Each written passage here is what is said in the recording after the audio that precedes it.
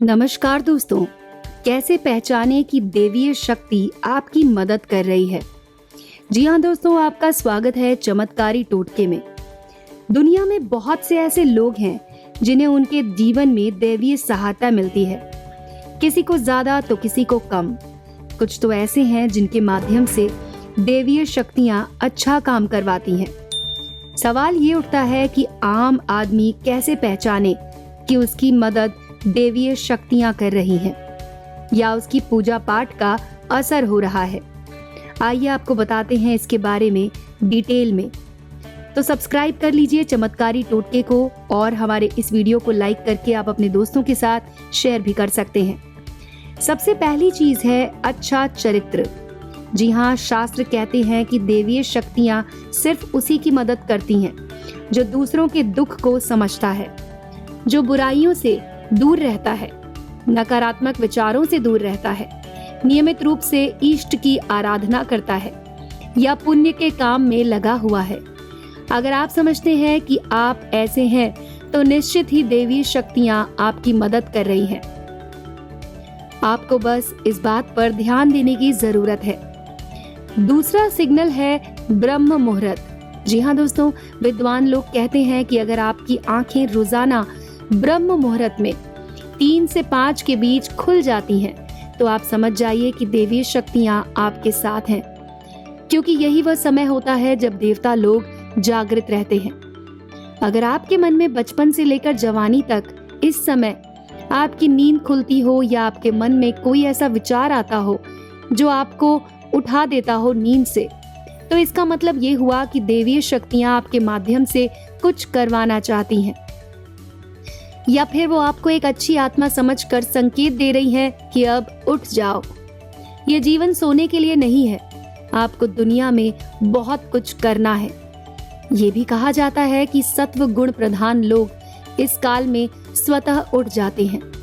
आयुर्वेद के अनुसार इस समय बहने वाली वायु को अमृत तुल्य कहा गया है।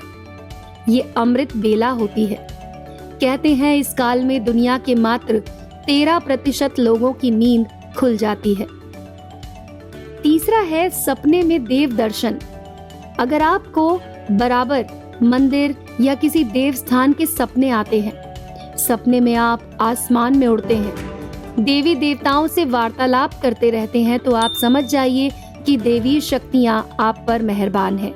और दोस्तों, चौथा है पूर्वाभ्यास, यानी कि अगर आपको आने वाली घटनाओं का पहले से ज्ञान हो जाता है, आपको पूर्वाभास हो रहा है, आप समझ जाइए कि दैवीय शक्तियां आप पर कृपा कर रही हैं।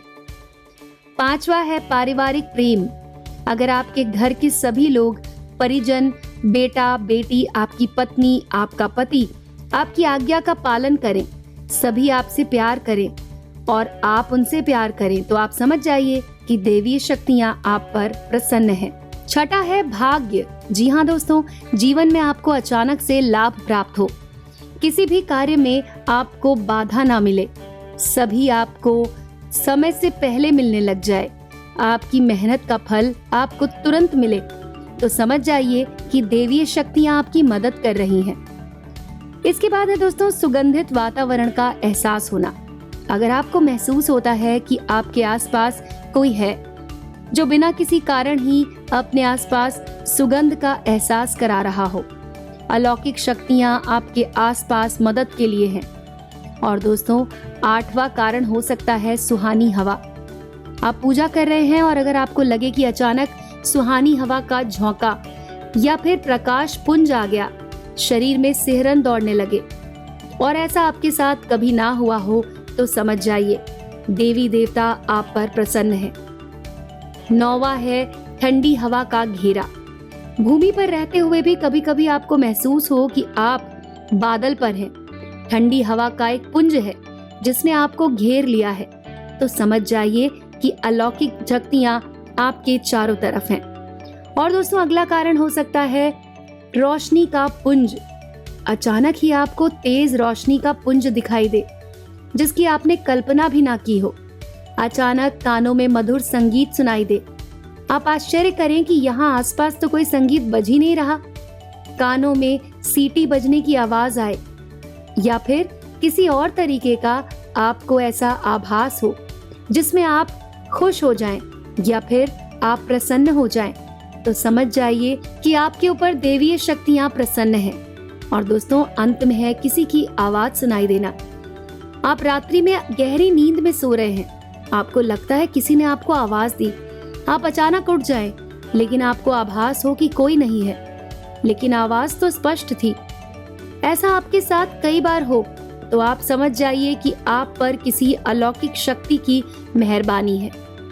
ऐसे में आप हनुमान जी का ध्यान करें और उन्हें धन्यवाद दें।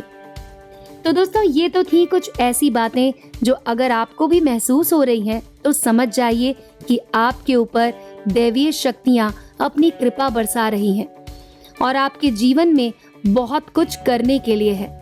आपको अपने जीवन का महत्व समझ जाना चाहिए और इस महत्व को समझते हुए अपने आप को अच्छे कामों की तरफ मोड़ देना चाहिए। आज के वीडियो में बस इतना ही। अगले वीडियो में फिर से मिलेंगे। तब तक के लिए दोस्तों, देखते रहिए चमत्कारी टोटके।